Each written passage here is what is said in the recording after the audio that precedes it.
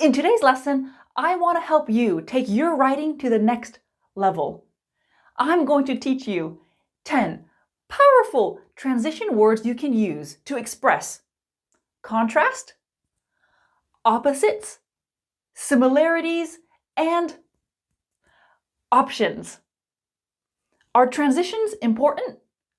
Yes, because they help you connect one idea to the next. You know, a good piece of writing flows nicely. So whether you're writing a cover letter, a formal business email, or an essay in one of your exams, try to use some of these words from today's lesson. Practice makes perfect, so at the end of this lesson, I have a test for you with just 6 questions. Can you please let me know your score in the comments below? Did you get 6 correct out of 6? Or maybe just 3 correct out of 6? Let me know. My name's Arnell. Let's start. Part 1, contrast. There were severe weather warnings. Normally when there's bad weather, do people go out? No, but sometimes people don't care. Despite the severe weather warnings, members of the local sailing club ventured out to sea. Venture out means you go out and do something possibly dangerous. Normally we're talking about exploring. Venture out. Think about venture as in adventure. There were severe weather warnings. Notwithstanding the severe weather warnings, notwithstanding, members of the local sailing club ventured out to sea. Despite and notwithstanding give you the same information, but notwithstanding is more formal. There were severe weather warnings. Nevertheless, members of the local sailing club ventured out to sea. Nevertheless means despite what was just said. So nevertheless always refers back to the first statement, the first idea. Okay, all 3 of these examples give you the same information. But let's look at the grammar because that's really important. We have despite or notwithstanding plus noun, comma. Nevertheless, comma. This is really important. You can see despite and notwithstanding have to be followed by something. We cannot say despite, comma, members of the local sailing club. Notwithstanding, comma, members of the local sailing club. And we cannot say nevertheless the severe weather warnings. The grammar is important. You might be thinking, which one do I use? Which one do I choose? Well, you know, it's all about variety. When you're writing, you want to be able to express the same idea in different ways. So maybe you can use despite, and then later on in your writing, you can use nevertheless. Let's do another example. Athletes are injured regularly. Normally, when someone's injured, do they do physical things? No, they take it easy. Athletes are injured regularly. Despite, they don't care. Despite their injuries, they continue to compete. Notwithstanding their injuries, they continue to compete. Athletes are injured regularly. Nevertheless, they continue to compete. Despite, notwithstanding plus noun. Nevertheless, comma. Remember, nevertheless already refers back to the previous statement. So actually, with despite and notwithstanding, that first sentence isn't necessary. I'm just including it in this lesson to help you, but it's already part of the sentence. To keep things simple, I've said despite, notwithstanding plus noun. But what I really mean is plus object, and that noun phrase can be pretty long. For example, despite, notwithstanding the litany of complaints from angry customers, Baxter's blenders continued to push their new product. They didn't care about the complaints. And a litany of complaints means a long list of complaints. You can see my object is pretty long. That's okay too. Let's take a look at a real life example. Here's an example I found on the LA Times about a TV host. Sleep deprivation notwithstanding, Coogan says the challenges of working on such a fast-paced show invigorate him. And sleep deprivation means you're not getting enough sleep. I don't mean one bad night. This is long term. So this sentence means it doesn't matter that he's not getting enough sleep. He enjoys the challenges of working on this TV show. Why is notwithstanding after sleep deprivation? Can I say notwithstanding sleep deprivation? Yes, absolutely. Remember earlier I said it's all about variety. Right, you will see multiple ways to use these words. Let me show you some positions. I have a long list of examples here with different options. You might be like this right now. I understand. I know there's a lot of information, lots of options, but I can't call this a masterclass if I don't challenge you. Okay, you can see despite, notwithstanding, and nevertheless can begin a sentence. That's really common. It's perfect. However, with despite and notwithstanding, you can see they can also go in the middle of a sentence. Perfectly fine, their position changes, same thing. You can also see notwithstanding can also come after its object. That's common too, just like in the article we just saw. With nevertheless, you can begin your sentence, but I want to show you some formal punctuation. You can impress your teacher if you use this type of punctuation. You have your first sentence, semicolon, nevertheless, comma, and then your clause, subject, verb. Some of you might be thinking, what about nonetheless? Nonetheless. Nonetheless can be used in the same way as nevertheless, but it's just not as common. If you're overwhelmed by all of these options, just pick your favorite ones. You don't need to use all of these. Part 2, opposites. Opposites. We know black is the opposite of white. Big is the opposite of small. Let's put this concept into some advanced writing. The new software is user-friendly. Conversely,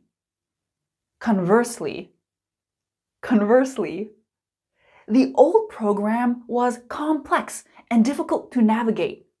You can see I have opposites, easy and difficult. I prefer working in the morning when I'm the most productive.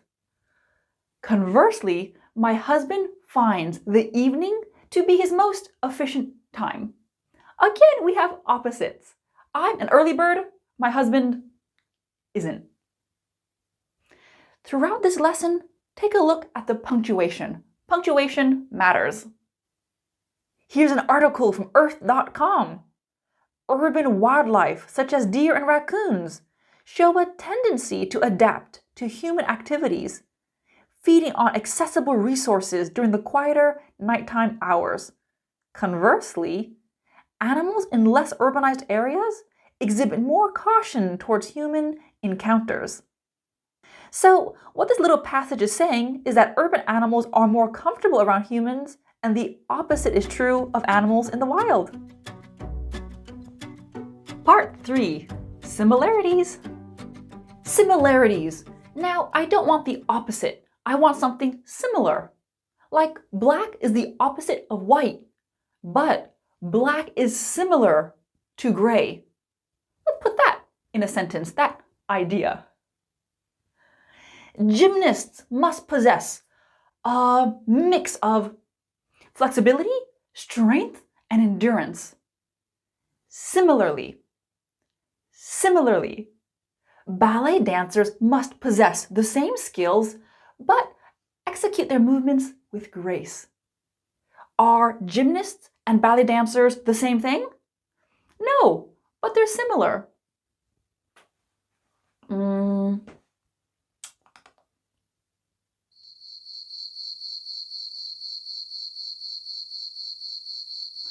Our company prides itself on employee training. Similarly,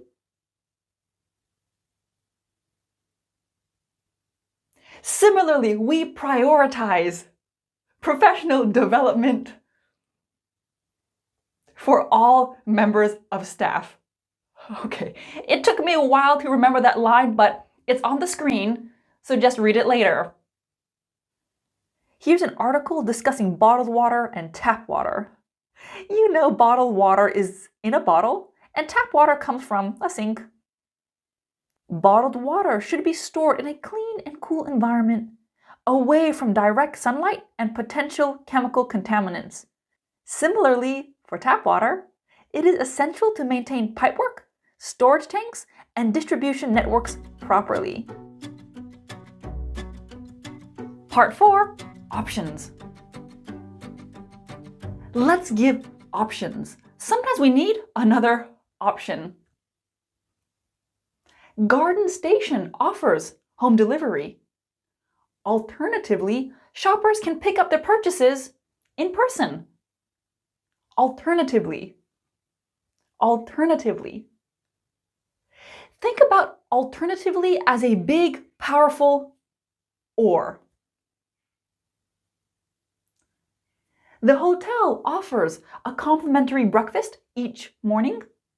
Complimentary is just a fancy way to say free. Usually you'll see that word referring to hotels. Complimentary breakfast, complimentary water, complimentary coffee, things like that. The hotel provides a complimentary breakfast each morning. Or alternatively, guests can dine at nearby restaurants. I know this is strange, but it's really common. You can see or alternatively. Alternatively does mean or, but sometimes they're used together in a sentence. Part 5, addition, and I mean additional information. In addition to, moreover, and furthermore are powerful ways to say and. Tokyo has a vibrant cultural scene with numerous museums and galleries. In addition to this, the city offers a variety of traditional festivals throughout the year. Moreover, the city offers a variety of traditional festivals throughout the year. Furthermore, the city offers a variety of traditional festivals throughout the year. All of these tell you, and they're giving you extra information. So, what's the difference? Well, I'll say in addition to is the most common, and moreover is the most formal. But again, it's all about variety. Choose one you like and use that. Let's look at the grammar because that's really important. Just like despite and notwithstanding, in addition to must be followed by something, a noun or a noun phrase. In this example, I say, in addition to this. This clearly referring back to the previous sentence. And just like despite and notwithstanding, I can switch the parts around. And just like nevertheless and other adverbs we've looked at in this lesson, moreover and furthermore can begin a sentence followed by a comma. Here's an article from wellbeingmagazine.com talking about the health benefits of coffee. These first 2 paragraphs talk about the benefits, and we have a new paragraph. Moreover, coffee has been linked to improved mood and a potential reduction in the risk of depression. This isn't just a random sentence, even though it's starting a new paragraph. It's connected to earlier points. Let's quickly look at different position options. Okay, get ready. Saving money regularly helps build financial security, and moreover, it provides a cushion for unexpected expenses. Screen time can affect children's sleep patterns and social interactions, and furthermore, it may impact their development and overall well-being. Using moreover and furthermore with and is a possibility. I know this is strange because, well, moreover and furthermore are just more formal ways of saying and, but again, I'm showing you what's possible. Eric's experience in project management is extensive. Moreover, his leadership skills are well regarded. John enjoys playing tennis. Furthermore, he excels in coaching young players. Test time. I have 6 sentences. Can you please put the options into the spaces? You can see there are more options than spaces. This test is not easy because in some of the spaces, more than one answer is possible, which I'll explain when I give you the answers. Pause the video to do this. Okay, here are the answers. For number 1, if you put nonetheless, that's also correct. It's just not as common. In sentence number 4, if you put despite, that's also fine. It depends what you're trying to emphasize. In addition to means and. You're showing that Pam is a professional baker and she bakes for family and friends. With despite, you're showing that contrast. She's a professional, competitive, full-time baker, but she also does this. She bakes for her family and friends. So for number 4, those 2 options are possible. Well, I said earlier, practice makes perfect.